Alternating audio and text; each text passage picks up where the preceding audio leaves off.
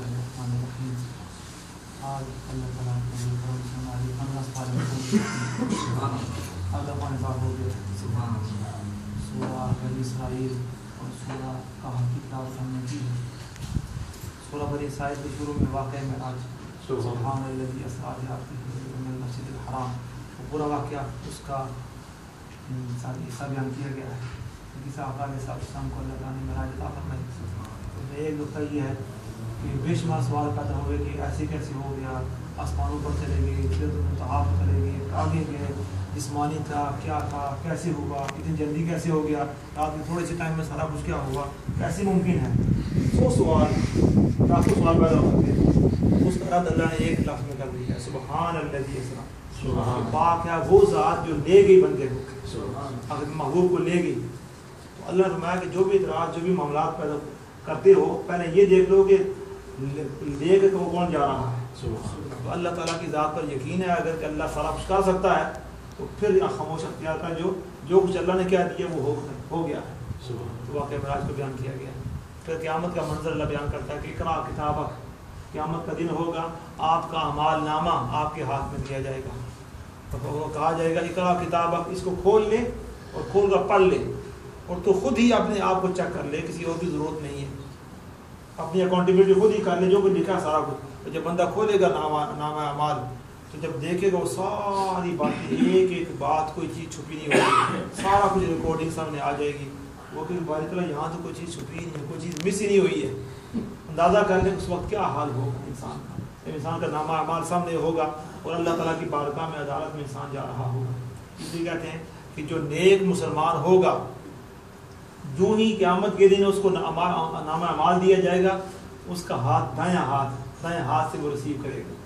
تو دائیں ہاتھ سے لینے کا مطلب کیا ہے؟ اس کو پتہ چل جائے گا کہ میری منزل جنت ہے، جنت میں جانا. جو گناہگار ہوگا وہ بائیں ہاتھ سے لے گا. اور بائیں ہاتھ سے لینے کا مطلب کیا ہے؟ یہ پکڑا گیا ہے. تو جو کافر ہوگا، مشرک ہوگا، اس کو سینہ چیر کر یہاں سے پیچھے سے، بائیں ہاتھ سے یہاں سے پیچھے سے دیا جائے گا. خلود فی النار، ہمیشہ کے لیے دوزخ میں ہوگا. تو یہ سارے معاملات وہیں سے انسان کو پتہ چل جائے گا کہ انسان کی منزل اتنی لمبی ہے، سفر اتنا لمبا ہے کہ موت سے گزر کر قبر کے معاملات، پھر آگے چلتے چلتے، پھر وہاں پر صراط سے گزر کر پھر آگے جنت. تو کہاں تک انسان نے سفر کرنا ہے؟ تو یہ ہے کہ اللہ انسان کو محنت کرنی چاہیے تاکہ کچھ انسان سرمایہ حاصل کر لے. پھر باقی چیزیں چلتی چلتی آگے اللہ تعالیٰ فرماتا ہے کہ سورہ کہف شروع ہو جاتی ہے. اور سورہ کہف میں وہ واقعہ اصحاب کہف بیان کیا گیا ہے کہ اس طرح چند لوگ تھے، 3 تھے یا 5 تھے یا 7 تھے. تو وہ کیا ہوا، دقیانوس بادشاہ تھا اس زمانے میں، کافر بادشاہ تھا. تو وہ زبردستی ان کو کہتا تھا کہ اسلام چھوڑ دو. تو وہ جو جوان تھے ایمان سے بھرے ہوئے، تو انہوں نے کیا کیا کہ وہ چھپ گئے. انہوں نے کہا کہ یہاں تو گزارا مشکل ہے، یہ تو ہمارا ایمان گڑبڑ کر دے گا. تو اس جگہ کو چھوڑ کر وہ ایک غار میں جا کر چھپ گئے. اور غار میں جب لیٹے تو اس وقت کیا ہوا، 309 سال تک غار میں لیٹے رہے. اور 309 سال کے بعد زمانہ گزرتا گیا. اس کے بعد 309 سال کے بعد اللہ نے دوبارہ ان کو زندہ کیا. اور جب جاگے تو اس کے وقت کیا ہوا، تو آپس میں ایک دوسرے سے پوچھنے لگے کالا کم لبس، کتنا عرصہ ہم آپس میں، کالو کم لبس، ہم کتنا عرصہ یہاں لیتے رہے. تو اس نے کہا لبسنا یومن و بعد یوم، دن یا دن کا کچھ حصہ ہم نے یہاں گزارا ہوگا. تو پتہ کہ چلا کہ 309 سال قرآن کہتا ہے گزرنے کے بعد بھی اگر تو اصحاب کہف اللہ کے جو ولی لیٹے تھے اس غار میں، اگر تو ان کی حالت بدل جاتی، داڑھی کالی تھی سفید ہو جاتی، اگر بڑھاپا آ جاتا، کوئی کپڑے میلے ہو جاتے، کوئی اور بات ہوتی، تو وہ کہتے ایک دوسرے کو دیکھ کر ہی کہہ جاتے بھائی ہم کتنا عرصہ یہاں رہے، خود ہی سمجھ جاتے کافی عرصہ ہوگا. تو جو یہ کہہ رہے ہیں نا کہ دن یا دن کا کچھ حصہ گزارا ہے 309 سال گزارنے کے باوجود، اس کا مطلب کیا ہے کہ ان کے کپڑے بھی ویسے تھے، ان کا جسم بھی ویسا تھا، جیسے لیٹے تھے ویسے ہی تھے. تو کیا ہوا، پتہ کیا چلا کہ اللہ چاہے تو کسی کا جسم 309 سال کے بعد بھی سلامت رکھتا ہے. تو کسی کو چاہے جو گنہگار اس کا معاملہ اور ہوتا ہے. اسی لیے کہتا ہے کہ اللہ کے نیک بندوں کے جسم قبر میں بھی سلامت رہتے ہیں. کیسے سلامت رہتے ہیں؟ وہ کیسے ہو سکتا ہے قیامت تک اللہ جسم سلامت رکھے؟ یہ ایسے ہی ہے جیسے سورہ کہف میں اللہ تعالیٰ نے اصحاب کہف کا جسم سلامت رکھا. تو یہ سارا معاملہ ہو گیا. اور پھر اللہ نے اپنے ولیوں کی شان کیا بیان کی ہے، سبحان اللہ. اب سورج کا ایک خاص مدار ہے جہاں سے گزرتا ہے. سورج اپنے مقررہ راستے پر ہوتا ہے. اللہ فرماتا ہے سورج کے راستے مقرر کر دیے گئے ہیں، مگر 309 سال تک وَتَرَى الشَّمْسَ إِذَا طَلَعَتْ تَزَاوَرُ عَنْ كَهْفِهِمْ ذَاتَ الْيَمِينِ. جب بھی سورج نکلتا تو ایک طرف ہو جاتا تھا، کیسا، چونکہ غار دونوں طرف سے کھلی تھی، ادھر سے بھی کھلی تھی ادھر سے بھی کھلی تھی. وہ دونوں طرف دھوپ آ سکتی تھی. تو جب چڑھتا سورج پھر بھی راستہ بدل لیتا تاکہ ان پر دھوپ نہ پڑے. جب غروب ہوتا پھر بھی راستہ بدل لیتا تاکہ دھوپ نہ پڑے. تو 309 سال تک اللہ نے اپنی مقررہ تقدیر جو تھی اس کی سورج کی اس کو بھی چینج کر دیا اپنے ولیوں کی خاطر. اور اس کے بعد ان کے ساتھ کتا بھی تھا. اب کتے کا ذکر بڑے پیارے انداز کے ساتھ ہوتا ہے. کتے کے بیٹھنے کے انداز کو قرآن بیان کرتا ہے کیا کہ کیسے وہ کیسی چوکڑی مار کیسے بیٹھا ہوا ہے باری تعالیٰ. اس کے بعد اللہ کو پوچھتا ہے کہ لوگ کہیں گے کہ اصحاب کہف کتنے تھے؟ کوئی کہے گا 3 تھے. اب بھائی 3 تھے رابعہم کلبہم چوتھا ان کو کتا تھا. کوئی کہے گا 5 تھے. بھائی 5 تھے چھٹا ان کا کتا تھا. کوئی کہیں گے 7 تھے. بھائی 7 تھے ثامنہم کلبہم 8واں ان کا کتا تھا. سبحان اللہ. تو ایک رکوع میں 4 دفعہ ایک آیت میں 3 دفعہ کتے کا ذکر بار بار آ رہا ہے. تو باری تعالیٰ بات اصحاب کہف کی ہو رہی ہے. عام آدمی بھی اگر جائے کہیں سفر کرتے ہوئے کسی جگہ جائے تو کتا اگر ساتھ ہو تو پوچھیں کہاں سے آئے تھے؟ لندن فرانجا گئے تھے واپس آئے تھے. تو جب واپس آئیں گے کوئی کہے گا ہم وہاں گئے تھے. کوئی بھی آدمی یہ نہیں کہے گا کہ ہم وہاں گئے تھے وہاں بیٹھے تھے کتا بھی بیٹھ گیا اور وہاں کھڑے ہوئے کتا بھی ساتھ آ گیا. ہم چوتھے تھے 5واں کتا آ گیا. کوئی بھی ایسا بات نہیں کرے گا. اب اللہ کا کلام ہے یہ قرآن پاک. اللہ اپنے کلام پاک میں اصحاب کہف کا ذکر کر رہا ہے اور کتے کو ساتھ ساتھ شامل کر رہا ہے. بتانے کا مقصد کیا ہے کہ کیوں اللہ نے سارا کچھ کیا؟ اس لیے اللہ فرما رہا ہے کہ اگر اللہ کے ولیوں کے ساتھ اللہ کے نیک بندوں کے ساتھ کتا بھی لگ جائے ہو کر بھی اللہ تعالیٰ اس کو ساتھ ساتھ رکھتا ہے. اور جو فیض اصحاب کہف کو دیا جاتا تھا اس فیض کا حصہ کتے کو ملتا. سارا کرنے کے بعد آخر میں اللہ فرماتا ہے بھائی تعالیٰ یہ سارا کچھ کیوں بیان کیا تو نے اصحاب کہف کو کتا؟ یہ سارا کچھ کیا تھا؟ اللہ فرماتا ہے کیا اس کی وجہ کیا ہے کہ جب بھی اللہ کے نیک بندوں کے پاس ان کے ساتھ چمٹ جا, اللہ کے نیک بندوں سے چمٹ جا, ورنہ اگر دور رہ جائے گا تو دنیا میں پھنس جائے گا. تو اصحاب کہف کا واقعہ بیان کیا گیا. آخر میں بنی اسرائیل کے جو والدین کے حوالے سے بڑی خاص آج گفتگو ہو رہی تھی. وَقَضَىٰ رَبُّكَ أَلَّا تَعْبُدُوا إِلَّا إِيَّاهُ وَبِالْوَالِدَيْنِ إِحْسَانًا کہ وہ اللہ نے وہ لوگوں کو فرمایا کیا کہ والدین کے ساتھ اچھا سلوک کیا کرو. ایک یا دونوں بڑھاپے میں آ جائیں تو پھر کیا کرو؟ پھر کیا نرمی کے ساتھ پیش آیا کرو. فَلَا تَقُل لَّهُمَا أُفٍّ والدین کو اف بھی نہ کہا کرو.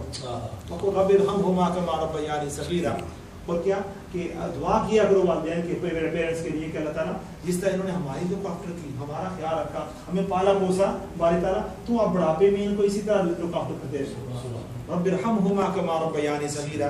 یہ دعا یاد کر لیں, یہ دعا یاد کر لیں تاکہ والدین کے حوالے سے آپ یہ پڑھتے ہیں. آپ بعض کو دیکھا ہوگا تراویح ہوتی ہے تو وطروں میں بعض پر میں یہ اکثر یہ آیت پڑھتا ہوں کہ رب اجعلنی مقیم الصلاۃ ومن ذریتی ربنا اغفر لی ولوالدی.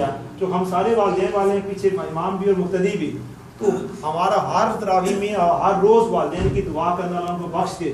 تو کوئی ایسا لمحہ بھی اللہ تعالیٰ کر لے گا کہ ہمارے والدین, ہمارے سننے والے اور سنانے والے سب بھی والدین کے اللہ بخشش فرما دے. ایک بہانہ ہوتا ہے کہ انسان اس دعا کو رپیٹ کرتا رہتا ہے نماز میں, تو یہ دعا کرنی چاہیے. اور والدین کے حوالے سے والدین کے بہت حقوق ہیں جن کو ہم نے چھوڑ دیا ہے اور زمانے کے مطابق ہم بھول گئے ہیں. حضور نے فرمایا کہ جو چاہتا ہے کہ جس کی عمر بڑھ جائے اور رزق اللہ اضافہ کر دے تو والدین کے ساتھ اس نے سلوک کیا کرے. عمر بھی بڑھ جائے, رزق میں برکت ہو کے چاہیے, دونوں کام ہو جائیں گے. اور جس نے کیا کیا سبحان اللہ, جس نے اپنے والدہ کے ماتھے پر 2 آنکھوں کے درمیان بوسہ دیا تو یہ بوسہ اس کے قیامت اس کے اور دوزخ کے درمیان حجاب بن جائے گا. سبحان.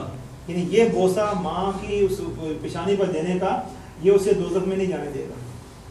یہ دیکھیں کس نے آگے رسول اللہ حضور نے فرمایا کہ جو والدین کی طرف دیکھے گا, ایک نکاح دیکھے گا, ایک مقبول حج کا ثواب ملے گا. تو کس نے کہا یا رسول اللہ 2 دفعہ دیکھیں پھر کیا ہوگا؟ فرمایا کہ غیر میں جوش میں تھا, فرمایا کہ 2 دفعہ دو گے 2 مقبول حج کا ثواب ملے گا. اب حج کرتے ہیں نا, پتہ نہیں اللہ حج قبول کرے نہ کرے. یہ سارا کچھ کرنے کے بعد سارا کچھ یہ حلال تھا یا نہیں تھا, کیا معاملہ ہوا, قبول کرے نہ کرے, مگر والدین کی طرف سے پیار سے محبت سے دیکھنے والے شخص کو مقبول حج کا ثواب ملتا ہے. کس نے کہا 100 دفعہ, اللہ بڑا کریم ہے, 100 دفعہ دیکھو 100 حج کا ثواب مل جائے گا. تو یہ والدین کوئی ہیں جیسے ہم آج لوگ ٹریٹ کرتے ہیں, بس بوڑھے ہو گئے, بس بیٹھے ہوئے ہیں, بس سارا معاملہ ایسے اللہ تو ٹریٹ نہیں کرتا نا. اللہ تو پھر آج کل بلکہ اپنے کندھے بچھا لے, اللہ آیتیں پڑھے نا, اللہ کہتا ہے اپنے مونڈوں کو نیچے کر لے, جھک جا, اپنے آپ کو جھکا کر ان کی بارگاہ میں پیش ہوا والدین کی. اور پھر کرتے کرتے کسی یا رسول اللہ صلی اللہ علیہ وسلم اگر والدین ظالم ہوں تو تنگ کرتے ہیں, سارا کچھ ہوتا ہے, یہ ظلم بھی کرتے ہیں, فلاں کرتے ہیں, یہ حفظ طلبی کرتے ہیں. وہ ظالم ہوں حضور نے 3 دفعہ فرمایا وَإِن ظَلَمَا وَإِن ظَلَمَا وَإِن ظَلَمَا، بے شک ظالم ہوں، بے شک ظالم ہوں. تیرا کام کیا ہے کہ والدین کے ساتھ اس نے سلوک سا معاملہ کرنا. اور والدین اتنی بڑی نعمت ہے کہ حضور نے فرمایا کہ دونوں زندہ ہیں تو 2 جنت کے دروازے کھلے ہوئے ہیں. سبحان اللہ. اگر ایک ہے تو ایک کھلا ہوا ہے. والدین تیری جنت بھی ہیں اور دوزخ بھی ہیں. جنت کے آگے خلق افطر کرے گا، خیال رکھے گا جتنا تو کر سکتا ہے، تو جنت کے کھلی ہوئی ہے. تو یہ ساری باتیں بیان کی گئی ہیں. پھر ایک بڑی پیاری واقعہ کسی کا ہے، اور وہ یہ سبحان اللہ، ایک آدمی تھا، اس نے اپنی والدہ، بوڑھی والدہ تھی، ان کو حج کرایا. اس زمانے، پرانے زمانے میں ماں کو اٹھا کر کندھوں پر اپنے علاقے سے چلا مکہ مکرمہ تھا، پھر وہاں چل کر طواف کیے، پھر صفا سے مروہ، مروہ سے صفا، اندازہ کر لیں. پھر آج تو ویل چیئر کو بھی نہیں گھسیٹنا مشکل ہو جاتا ہے. تو ماں کو اٹھایا ہوا ہے، اور پھر وہاں سے مینا جا رہا ہے، مینا سے عرفات جا رہا ہے، عرفات سے مزدلفہ جا رہا ہے. اندازہ کر لیں، خود انسان تھک جاتا ہے. جو حج کرنے کو پتہ ہوتا ہے کہ مزدلفہ کی رات کتنی سخت ہوتی ہے، اور کر کے سارا کچھ 7 حج کرائے والدہ. اس حال میں کہ ماں اس کی کندھے پر تھی، اٹھا کر کرتا تھا. جب 7واں حج کر رہا تھا اور آخری طواف کر رہا تھا، تو طواف کے دوران اس کو خیال آ گیا کہ اتنا محنت کی ہے، اتنا مشقت برداشت کی ہے، اتنی تکلیف برداشت سارا کچھ کیا ہے، تو میں نے ماں کا حق ادا کر دیا ہوگا. جب یوں یہ بات کی تو غیب سے آواز ہے کہ انات اندادان، ماں کے حق کی بات کرتا ہے. ابھی تو کیا ہوا کہ ایک دفعہ کی جب تو چھوٹا بچہ تھا، اور پھر ماں نے کیا، سردیوں کی راتیں تھیں، اور ماں نے تو نے پیشاب کر دیا، اور کوئی بستر نہیں تھا، تو ماں نے خود گیرے بستر پر لیٹی، اور ساری رات خود گیرے بستر پر لیٹی رہی، اور تجھے اپنی چھاتی پر لٹائے رکھا. تو آرام سے سوتا رہا، اور تیری ماں پوری رات جاگتی رہی. تو اس ایک رات کا ادا نہیں کر سکتا. باقی باتیں کیا ہیں. تو لب الباب کیا ہوا، اتنا زیادہ ہر جگہ وبالوالدین احسانا، وبالوالدین احسانا. والدین کے ساتھ ایک دفعہ انسان کا اللہ کہتا ہے کہ شراب چھوڑ دو، شراب نہ پیا کرو. ایک دفعہ حکم ہے آپ کے لیے بھی کہ شراب میں انما الخمر والمیسر والانصاب والازلام حرام ہو گئی ہے.